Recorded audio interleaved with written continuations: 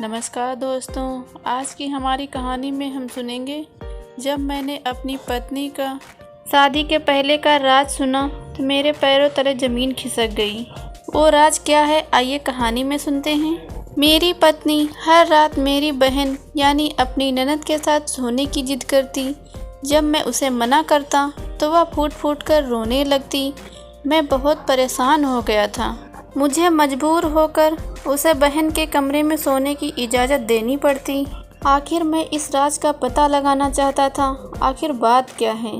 एक दिन मैं अपनी बहन रोशनी को अपने कमरे में सोने को कहा और धीरे से मैं अपनी बहन के कमरे में जाकर सो गया। जब मेरी पत्नी बहन के कमरे में आई तो उसने मुझे रोशनी समझकर कुछ ऐसा कहा जिसे सुनकर तो मेरे पैरों तले ज़मीन खिसक गई। जब मेरी शादी मेरी पत्नी रितु से हुई तो मैं काफ़ी खुश था और मेरे घर वाले भी बहुत खुश थे। शादी की पहली रात जब मैं अपनी पत्नी के कमरे में गया तो उसे देखकर मेरी खुशी दोगुनी हो गई, क्योंकि मेरी पत्नी रितु दुल्हन के जोड़े में बहुत खूबसूरत दिख रही थी। मेरे एक बहन थी जिसकी उम्र लगभग 20 साल की थी। मेरी बहन रोशनी मेरी शादी पर बेहद खुश थी। मैंने अपनी पत्नी को मुंह दिखाई का तोहफा दिया। उसने तोहफा चुपचाप ले लिया, कुछ नहीं बोली। उसे देखकर लग रहा था कि वह काफ़ी दुखी है और डरी हुई है। मुझे लगा शायद वह अपने माँ बाप को छोड़ कर आई है, इसलिए दुखी है। मैंने अपनी तरफ से उसे बात करने की कोशिश की, पर उसने ना तो हाँ में जवाब दिया और ना ही ना में दिया। बस अपना सिर नीचे छुपाए बैठी थी। मैंने उससे बात करने की कोशिश की, लेकिन जैसे ही मैं कुछ बोलता वह अपना चेहरा दोनों हाथ से ढककर फूट फूट कर रोने लगी। मैंने उसे बहुत समझाने की कोशिश की, पर वह रोए जा रही थी। मैं एकदम परेशान हो चुका था। किसी तरह से मैंने उसे चुप कराया और उसके रोने का कारण पूछा तो उसने कहा, मुझे अपने घर वाले याद आ रहे हैं। इस बात पर मैंने उसे समझाया कि हर लड़की को अपना मायका छोड़ना पड़ता है, पर वह मेरी बात सुनने को तैयार ही नहीं थी। बातों ही बातों में उसने मुझे एक अजीब सी फरमाइश कर दी। उसने कहा वह मेरी बहन रोशनी के कमरे में सोना चाहती है। इतनी अजीब फरमाइश पर मैंने उससे कहा, यह तुम क्या कह रही हो। इतना कहते ही वह फिर रोने लगी। मजबूरी में उसकी जिद मुझे माननी पड़ी। मुझे उसको रोशनी के कमरे में भेजना पड़ा। रोशनी परेशान हो गई और कहने लगी, भैया सब ठीक तो है, क्या बात है। उसने कहा सब ठीक है, लेकिन यह बात हमारे और तुम्हारे बीच में रहनी चाहिए, घर वालों को नहीं पता चलनी चाहिए। और सुबह सबके उठने से पहले तुम अपनी भाभी को मेरे कमरे में पहुंचा देना। रोशनी सब बात समझ गई। उसने कहा ठीक है भैया। उसको उस दिन पूरी रात नींद नहीं आई। यही चिंता रही कहीं ये बात मेरे घर वालों को पता ना चल जाए। मेरी बहन बहुत समझदार थी। सुबह होते ही वह मेरी पत्नी रितु को मेरे कमरे में लाकर बिठा देती। सुबह होते ही मैं नहा धोकर बाहर निकला, क्योंकि मैं रितु को इस घर में और अपनी ज़िंदगी में एडजस्ट होने के लिए कुछ वक्त देना चाहता था, क्योंकि हर लड़की एक जैसी नहीं होती। मैं समझ रहा था कि रितु को मुझे वक्त देना चाहिए, इसलिए मैं बाहर चला गया। पर यह सिलसिला रोज़ का हो गया। मैं जब भी रितु से कुछ पूछता तो वह मेरी बातों को ना हाँ में जवाब देती और ना ही ना में।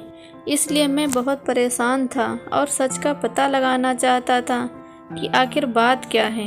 रितु मेरे साथ ऐसा क्यों करती थी।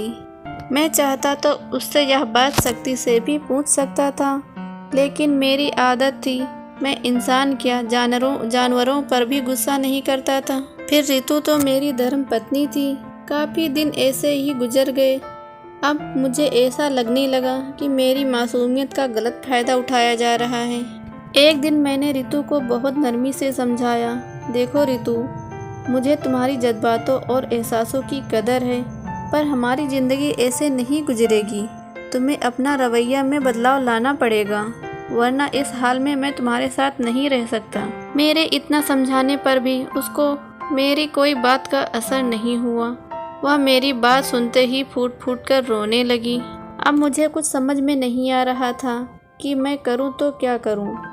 मैं अपनी परेशानी या किसी को बता भी नहीं सकता था, पर मैंने कुछ दिनों में महसूस किया कि मेरी छोटी बहन रोशनी थोड़ी परेशान दिख रही है। शायद उसकी प्राइवेसी डिस्टर्ब हो रही है। कुछ देर बाद रितु रोशनी के कमरे में आई और आते ही उसने दरवाज़ा बंद कर लिया। वह मुझे रोशनी समझकर जो कह रही थी उसे सुनकर तो मेरे पैरों तले ज़मीन ही खिसक गई थी। मैं सोच में पड़ गया कि इतना बड़ा राज रितु अपने दिल में छुपा कर रखी है और इसने मुझे आज तक नहीं बताया। आखिर बात क्या है? क्या मेरे में ही कोई कमी रह गई इसलिए उसने मुझसे यह सब छिपाया? और यह बात मेरी बहन रोशनी को भी पता है, पर तुम मुझे बताने से डर रही हो। मेरी बात सुनकर वह फूट फूट कर रोने लगी और कहने लगी, रणवीर जी, मेरे घर वालों ने आपको धोखा दिया है। मैंने हैरानी से पूछा, धोखा? कैसा धोखा? तब वह मुझे बताने लगी, जब मैं 17 साल की थी तो कुछ लोगों ने मेरा अपहरण कर लिया था। कुछ दिन तक मैं उन लोगों की गिरफ्त में थी। मैं किसी तरह से वहां जान बचाकर भाग आई। मैंने अपने घर वालों से यह बात बताई कि मेरे साथ गलत हुआ है। कुछ लोग मुझे अपहरण करके ले गए थे। मेरे घर वाले यह बात सुनते ही मुझे एक कमरे में बंद कर दिए और मुझे कहीं आने जाने नहीं दिया और अगले 2-3 सालों में उन्होंने मेरी शादी आपसे करवा दी। मैं शादी नहीं करना चाहती थी। मैं किसी को धोखा नहीं देना चाहती थी। इसीलिए मैं हर रोज़ रोशनी के कमरे में सोती और जिस दिन मेरी आपसे सगाई हुई उसी दिन से मेरी और रोशनी की दोस्ती हो गई। मैं अपनी यह बात शादी से पहले ही रोशनी को बता देना चाहती थी ताकि आप लोग शादी के लिए मना कर दें। पर जब मैं फ़ोन पर आप लोगों से बात करती तो मेरे घर वाले वहीं पर खड़े रहते, जिस वजह से नहीं बता पाई। फिर मैंने सोचा कि शादी के बाद मैं रोशनी से अपने दिल की बातें शेयर करके आपसे दूर हो जाऊंगी, क्योंकि मैं आपको धोखा नहीं देना चाहती थी। जब मैंने यह रोशनी को बात बताई तो मेरी बातें सुनकर हैरान हो गई। उसे भी कुछ समझ में नहीं आ रहा था कि यह बात आपको कैसे बताएं। अपनी दर्दनाक कहानी बताते हुए उसकी आंखों से आंसू टपक रहे थे। अपनी पत्नी रितु की यह सच्चाई जानकर मुझे बहुत दुख हुआ।